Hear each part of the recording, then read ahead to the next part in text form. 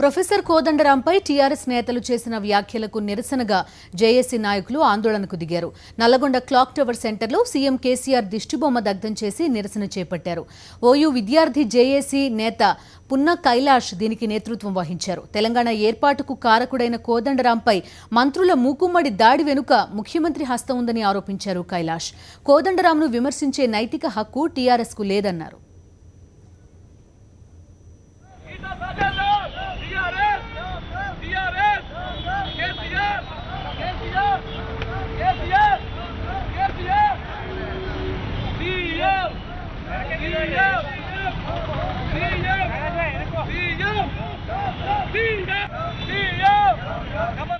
ఓడలో ఉన్నంతసేపు ఓడ మల్లన్న, ఓడ దాట్యాక బోడి మల్లన్న ఏదైతే సామెత ఉన్నదో ఇవాళ తెరాసకు వర్తిస్తుంది.